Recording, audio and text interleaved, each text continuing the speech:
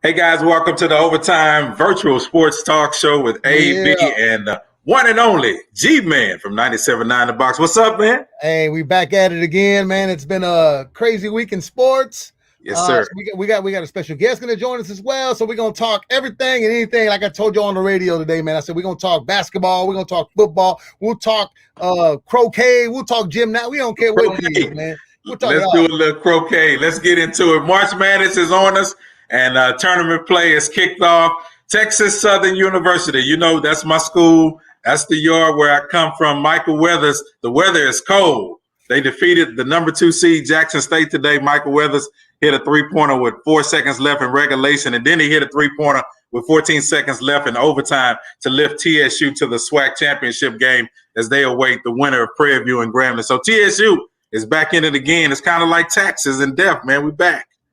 Yeah, I see that. I know U of H has also got their first round game today too. So shout out to Third Award, Houston, Texas, man. They've been a top 5, top 10 team all year. Mm-hmm. I know they originally had them number 2 seed in the mock seeding. I don't know if they're going to still be there. I know they lost a couple of games that we talked about last week. Yeah, they better be there. Listen, they play Tulane as we speak, and then of course they're projected, as you said, to be a number 2 seed. Quentin Grimes and the fellas are ready, so I think they're going to do good, and hopefully they'll be able to make it to that AAC championship. So I'm loving it that our city is doing real good, and of course, you know, we're celebrating National Women's Month, so we got to shout out the TSU and the U of H women's basketball team. Unfortunately, they both lost, but U of H has an opportunity to make it into the NCAA tournament. So shout out to all of our women's basketball teams, college basketball teams across the city. All right, there it is. You listen to the watching the Overtime Show, brought to you by Hennessy. Never stop, never settle. And so let's dive into it, man. I mean, last night was it last? Man, these Rockets, man. Let's talk Houston Rockets. I know we've got some problems in H-Town right now. We got some problems in H-Town. I'm still a Rocket fan, Red Nation all day to the death. But man, you know what? We also have the Hennessy Minute, NBA Minute. So the last 2 days we've been having the Hennessy NBA Minute on the radio. We talk about everything NBA, man. So right now the big thing is the Rockets in their 14-game losing streak. Mm-hmm. It's tough right now. Listen, we saw P.J. Tucker. They played Sacramento. We lost 14 in a row, as you said. P.J. Tucker did not play in the game. He actually came back to Houston. He's expected to be traded. He thought he was going to be traded after the All-Star break. It didn't happen, but his agent and the Rockets had a conversation, and they decided it was best for him to come back to the city. And now he's awaiting for the team to trade him. On top of that, as we just saw, Eric Gordon, he's out 4 to 6 weeks, man, groin injury. That's my boy right there too, man. EG, that's my boy, EG10. But quick recoveries for him, man. We definitely need him. Now I know we were talking. We have our little pre-talk. You were talking about they should blow the team up, maybe start over. Yeah. I don't know if we should go. I don't know if we should go that route. I know you feel that way, brother. AD. Yeah. You explain why you feel that way. Here's why I feel this way. Number one, we're not going anywhere. You're not going to win the NBA championship. Come on, G man. Let's be real. So you're saying we have a chance? No, we have a chance to not win. That's what I'm saying. So listen, tonight as they play Utah, Oladipo's out, Wood's out. We already said Gordon's out. Tucker's not playing. Daniel House is out. All right. Well, we got Kevin Porter Jr. and we've got Christian Woods, who is out tonight as well. But I think the foundation of the Rockets team is set with Woods and then Porter Jr., who's good, who came over from Cleveland for us. We were able to pick him up. So I think you start, blow the team up, get some draft picks. Let's look to 2022, man. Let's move forward. And what about the fans, because they're going to want to get back in the building now that the mask mandate is up. Obviously, you still want to wear your mask. We still practicing all that. But, when you get to the Toyota Center, they've got people in there, and they've got a lot of great things going on there, man. So I invited a friend of mine. She is actually the director of entertainment at the Houston Rockets. Right. She's the one that handles all the halftime shows, all the Rocket Power dancers. She handles everything entertainment for the Rockets. Her name is Natalie. She's from H-Town, Texas, and she's joining us from the Toyota Center, baby. Yeah. That hat, I'm loving that hat. Thank you. The new city vibes, Yeah, I see. All right, so I know it's hurting your heart a little bit for AB to say what he said. I know you're an H-Town fan to the death, like I am. Yeah, I'm an H-Town fan. No, I know. I'm just saying, but when she works for the Rockets, I get it. But you're also a fan as well, and you also keep it real. Now I know it's been hard on you as well to watch the games and see what's going on. But we got a lot of injured players. What's your take on it? What are you thinking about for the season for the second half? So G-Man, if you recall this, I actually danced for the Rockets during the years that we weren't so well. So like you remember the 2011 team and like before we got Yao, like I've already been there, done that. So I'm actually excited about the growth, the change. I'm excited for Coach Silas to like, get himself in better with some of our players, right? And you guys said it best. Like this is I'm looking forward to it, right? Like it's a rebuild and it's gonna be amazing. So we can't give up on our team. I never have. So I'm actually excited about it. See, I love that about you, Natalie. You know it's time for a change. We got new coaches, new general manager. It's time to get the old out and come on with the new. Now, one thing I love about the Rockets is you guys have a lot of great things going on, a lot of great nights coming ahead for us. So talk about a little of the promotions that you guys have coming up. Yeah, if you have not been to a game yet, we are actually, we have it so safe here, like safer than going to the grocery store. We still have our COVID-19 protocols in place. But when I tell you Toyota Center has made the atmosphere and this arena, like you don't even think of all the issues that are going on in the world right now. It's still fun. It's still entertaining. We have a 7-game stretch coming up, so I'm excited about that. Our own personal March Madness. But we got some spring break events coming up. You can get 4 drinks and 4 tickets for only $79. Like, why? There it is right there. Spring break special, baby. March 16th and the 19th. We have so much in store for our fans. Like if you haven't been to a game yet, now's your chance to come. We have kids night coming up on the 21st. That's going to be a fun night as well for the whole family and the kiddos. We got college night. So y'all are talking about TSU and college talk. Yep, U of H. So shout out PV and TSU and U of H and Rice. Like we want y'all at our game coming up on the 19th. And so, yeah, it's going to be fun. So the 22nd, there's so many games right now. Natalie, I haven't been to a game this year, but I know last year when I went and the year before, you were doing a lot of the halftime. Are you still doing I know you're director of entertainment. Are you still doing the halftime stuff as well? Yeah. Besides helping out the Rocket Power dancers as well? Yeah, absolutely. So basically the easiest way I can explain my job is anything that happens live outside of the basketball is me, from the mascots to the choreography to the host to the DJs. And it's really fun. It's music and entertainment. And it's what keeps our fans alive and engaged and keeping that energy going when their timeouts hit. As far as like halftimes and national anthems and things of that nature, we obviously can't have any performances on the court these days due to the COVID protocols. So we actually have a stage set up on the upper bowl concourse level that actually is inside of the arena. So it's been fun kind of taking on that challenge of how do we still remain entertaining to the fans, because we can't be that close to them on the floor anymore. But we're doing it, and it's fun, and you got to come check it out. Wow. One thing I love about it is that we see a lot of groups. I worked before I actually got into broadcast, and I worked with the city of Houston, and I would see a lot of the city dance groups perform at halftime. A lot of the church groups, drill teams, choirs, and stuff will perform at halftime. How can somebody become a part of the halftime performance? I know as we move forward out of this pandemic. Yeah, so we actually have an email address. You could always hit up guest services. So you could go to rockets.com or call the Houston Rockets and Toyota Center, and they'll direct you actually to myself or our group sales director. So we work very closely on those groups that come in. Or you could just email rocketsentertainment@rocketball.com. And then you can just submit videos there or, performance videos. We have people submit their national anthems, so. Wow. Yeah, so we keep moving. A lot of local talent in Houston for sure. All right, speaking of talent, I want to take it back to when you were a Rocket Power dancer, because you started. Oh yeah. You started dancing. Was it 2011 for the Rockets? Is that what your first year? Or what was your first year? No, my first year was 1999, 2000. Yeah. Oh, look at that! Look at old Natalie with Kobe, and I see Al, Eric Gordon, and So you were a Rocket Power dancer. Yeah. Was that your dream to be a cheerleader dancer? What was going on when you were growing up? Absolutely. I literally just told someone today that I saw the Rockets Power dancers at the Thanksgiving parade when I was still in college. And I immediately looked at them and said, I want to be one of them. And that was like in 1998, maybe 97. So 2 years later, I auditioned and made it. And, I did, G-Man, I took a break and went into the music industry, and then the Rockets, now I'm back. Like it just called me back, and I love it. I'm glad you said that, because I didn't even tell you I was going to do this, but back in 2005, Take us back.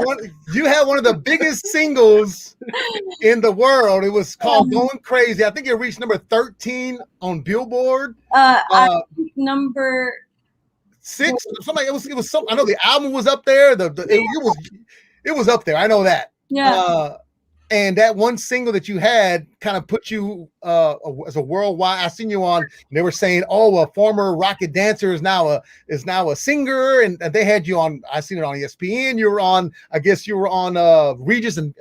Yep, Regis and yeah, you're on there. So, how did making music? I mean, because obviously you were a rapper. I know. I used to hear you as a rapper, and then you became an R&B singer. How was that transition for you?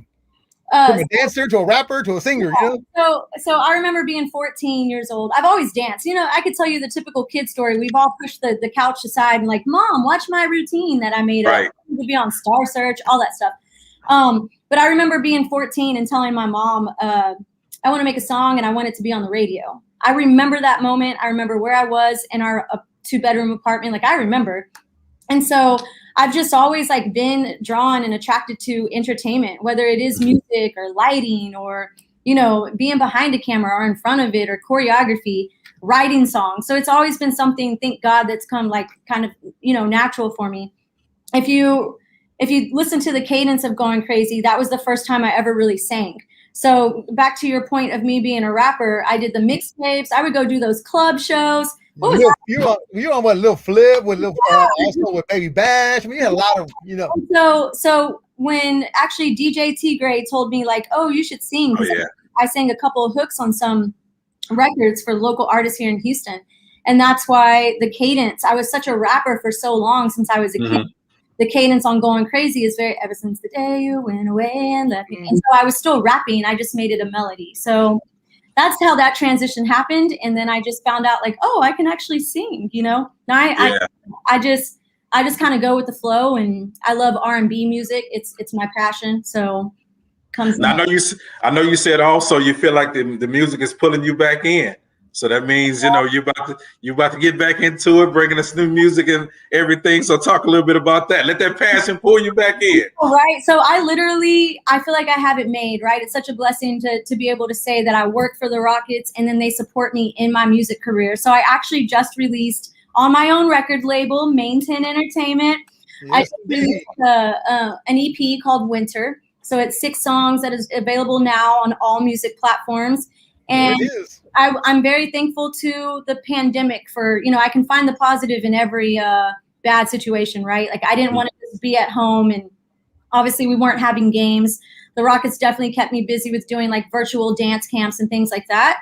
But I just started writing again, and the music has always been inside me. It's never left, right? So once we started recording and then the songs were actually sounding good, it's like, man, we might as well just do this. And so we did it, and here we are. But you have no plans to leave the Rockets, though, right? I mean, that's like an A1 gig right there. That's a primo gig. I love this gig. It is so fun. The creative freedom that I get to have here, they're so supportive.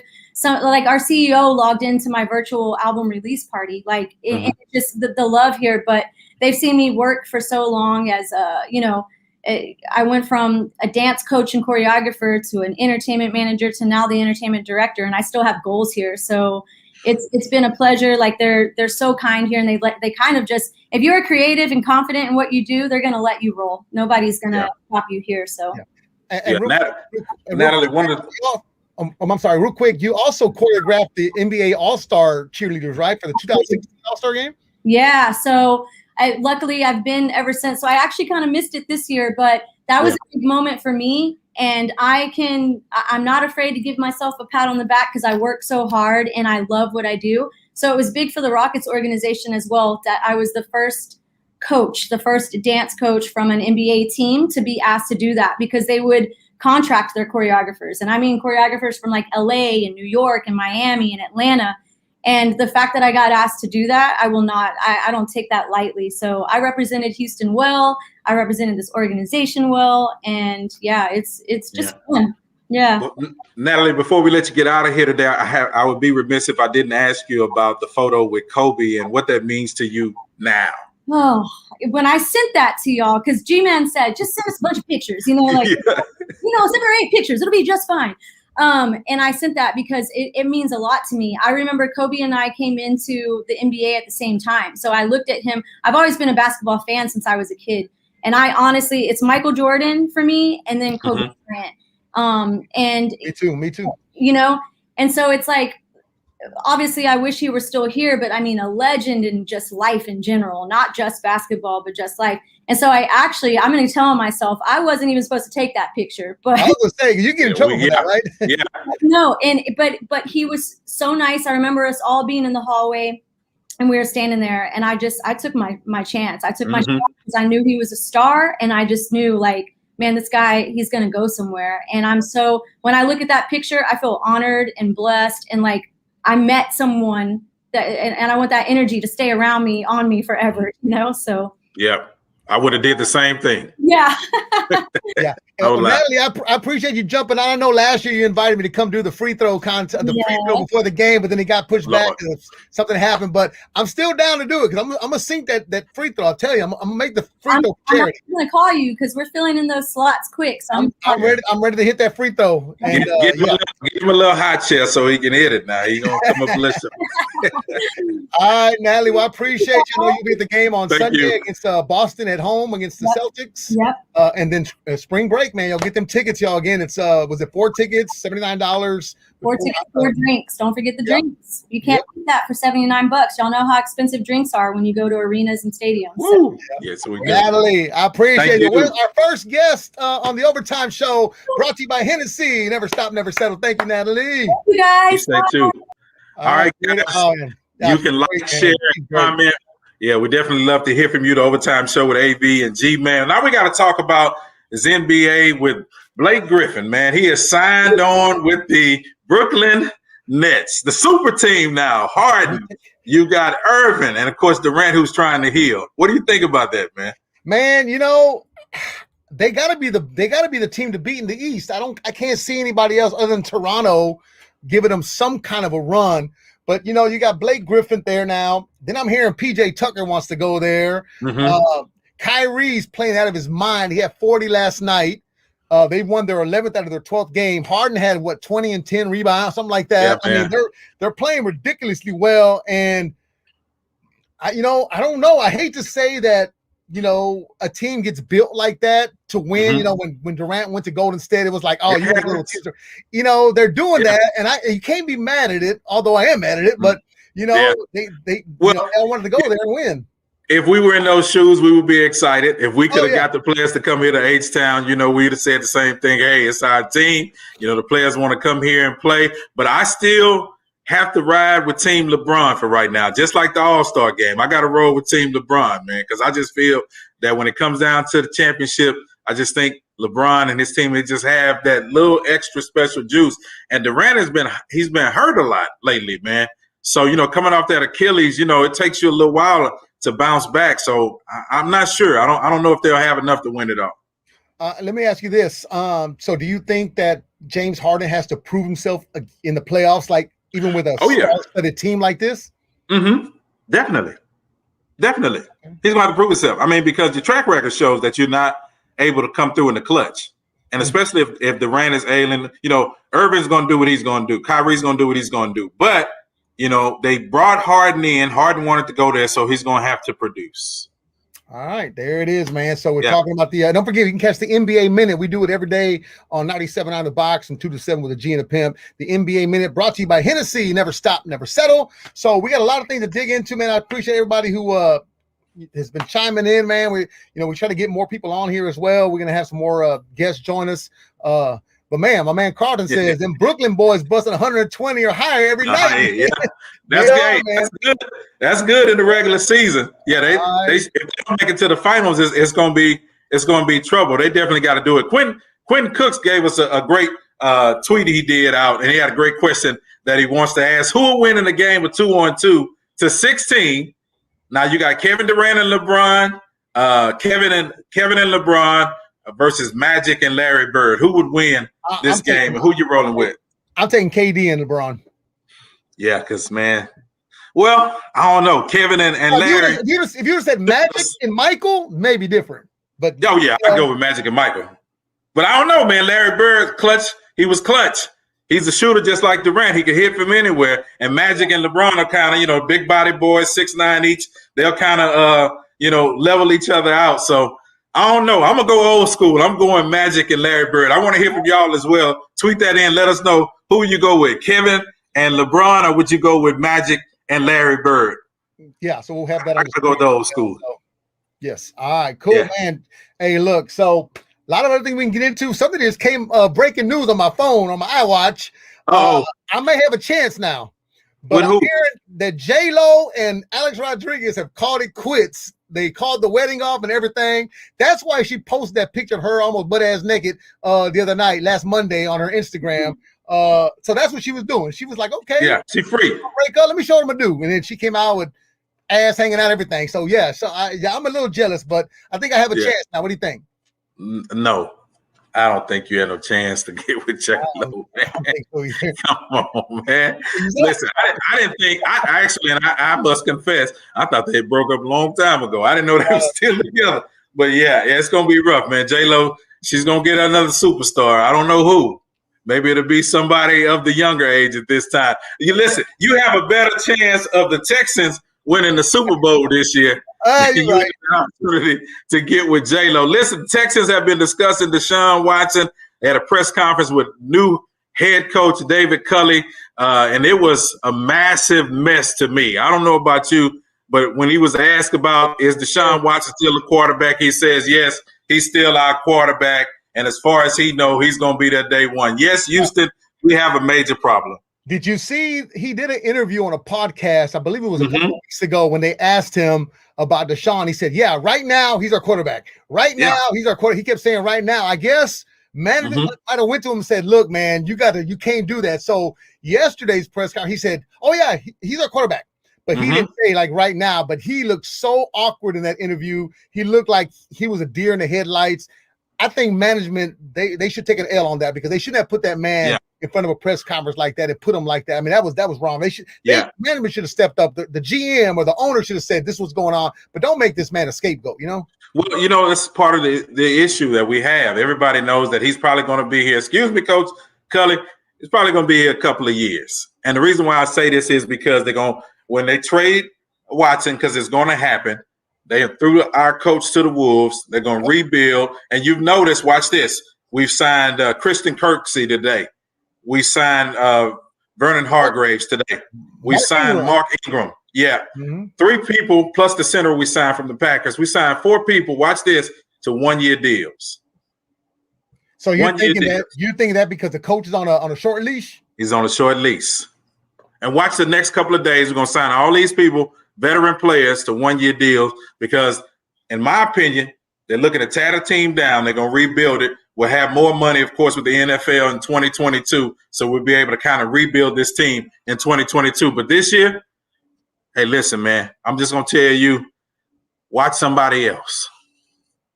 Man, and I'll tell you right now, man, I've been a season ticket holder for the I've told you this story long. I've been a season ticket holder since day one.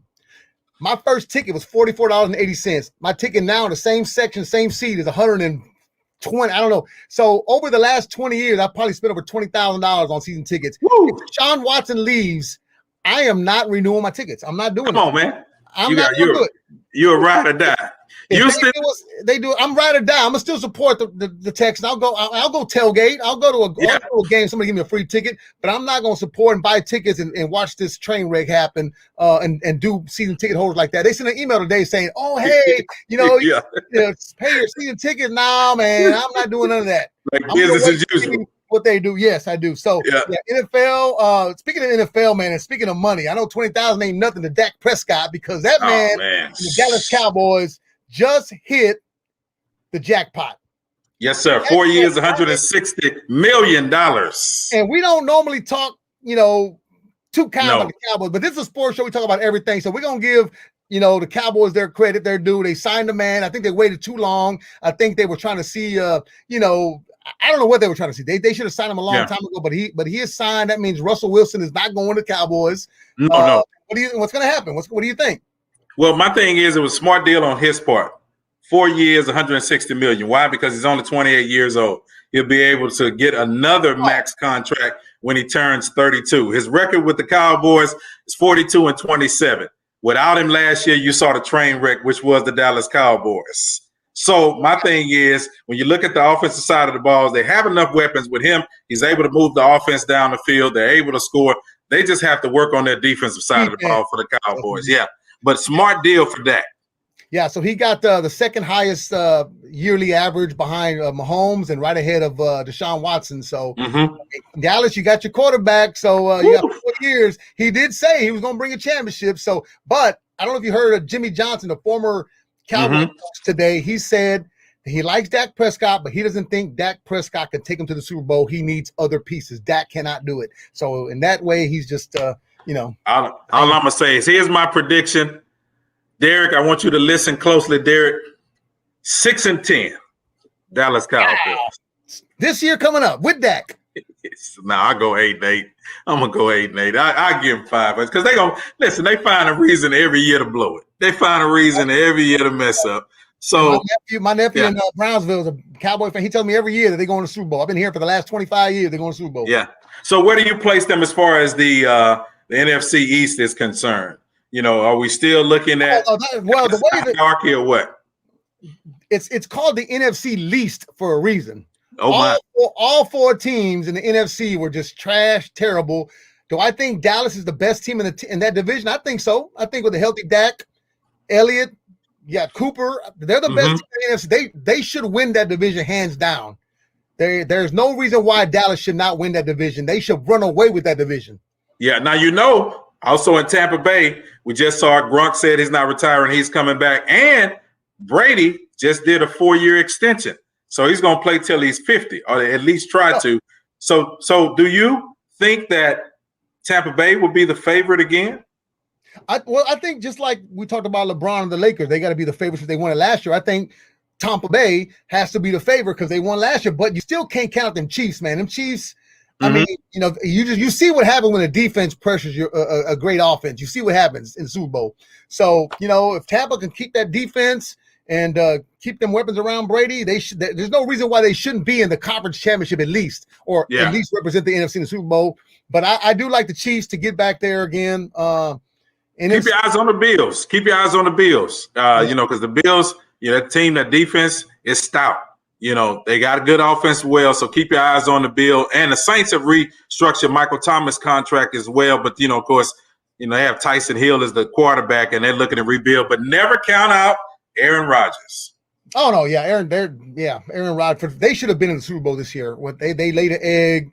They should have been there. So my 3 teams in the NFC would definitely be the Saints. If Drew Brees comes back, I do like their team. Obviously, the Buccaneers and the Packers. Those are my 3 teams that I'd like to make to the Super Bowl.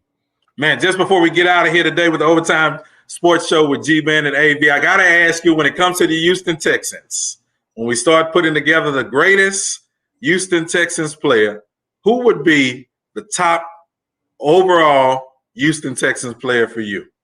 Man, I'm a little biased, man, because Andre Johnson is my dude, man. And I met him a few times. The dude is so laid back, so just humble.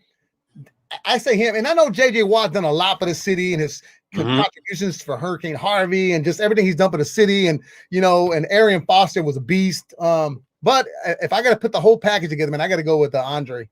Yeah, and Foster it was just, those groins, hamstrings kind of doomed his career, but he was one of the best running backs in the league. And like you said, with Andre Johnson, hands down, one of the best receivers of his time and definitely a Hall of Famer. He was the first person in the Texans, Hall of Ring of great players. And, of course, when you talk about J.J. Watt, you got to go with the man who has, the multiple defensive MVPs, a sack leader. So for me, I'm going to have to ride with 99. I got to go with 99. I got to go with the man who brought home the multiple MVPs on the defensive side of the ball. I know before we get up of football real quick, I do got to say this because this person just walked in the studio, and I know she was heartbroken when her Saints lost last year. Young Jay. Do that. Yeah. I don't want to talk about the Saints. It was horrible. It was tragic. I mean, yes.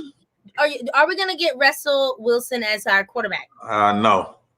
Bye. Yeah, I don't know what Jazz talking about. Yeah, so and they said D Hop as well. D Hop, unfortunately it wasn't his doing of being traded from here, but he would have been the greatest Texans wide receiver of all time if he'd have played his entire career here with us. Definitely. I will go on the limb and say this: if Deshaun Watson stays, he will be the greatest Texan, I think.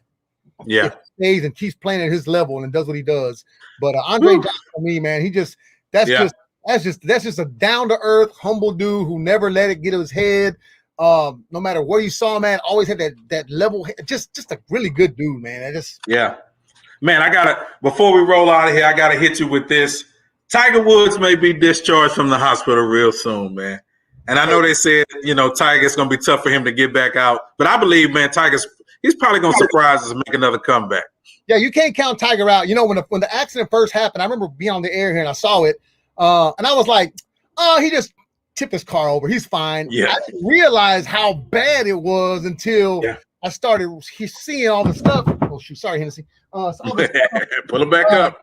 Yeah, all the stuff that I saw and what he went through and what they said about his leg and the compound fracture. Same thing that Dak Prescott had with the bone coming out the skin. And yeah.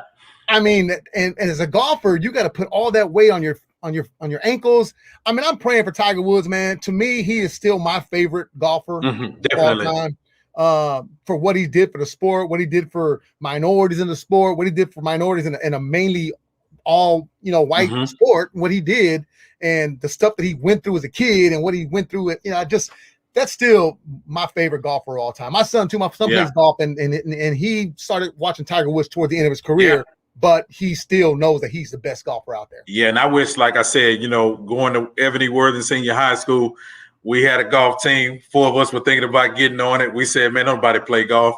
We got off the team. I wish we would have had Tiger back then to say, hey, you could get a scholarship. You could go on to do great things with this career, and we would have stuck to it. But because at that time we didn't have this person like Tiger Woods in front of us as a vision board, we let it go. But I'm looking forward to Tiger Woods making a great comeback, man, and getting another Masters and showing everybody what he's made of and what he's built with. Listen, we want you guys to like, share, and join us, of course, every Friday, 6 p.m. for the Overtime sports talk show, virtual talk show with me, AB, and G-Man. Tell them how they can keep up with you, homie.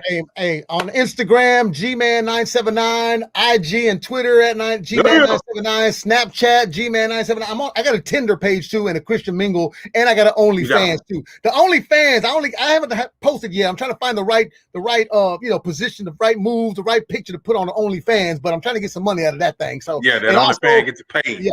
Well, I'm hoping now that we get this thing going. Got a shout out to Hennessy, Never Stop, Never Settle for sponsoring the Overtime Show and also sponsoring the NBA Minute on the radio as well. But yeah, man. So catch us next Friday. I believe we're going to have a former Houston Texan cheerleader, another woman for look at you.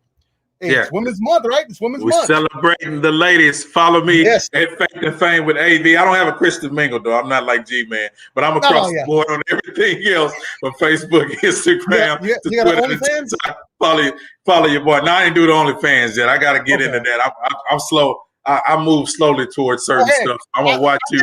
I think you need to realize what OnlyFans is first before you say you need to get into it. I already know. No, I know. Yeah, already. I don't want to see AV butt ass naked on the screen. That's KG. All right, y'all. Have a wonderful Friday evening. I'm AB. He's G-Man. 97.9 The Boxing Magic 102.1. We'll see you guys next Friday, 6 p.m. Spread the word. Overtime, baby. Yes, indeed.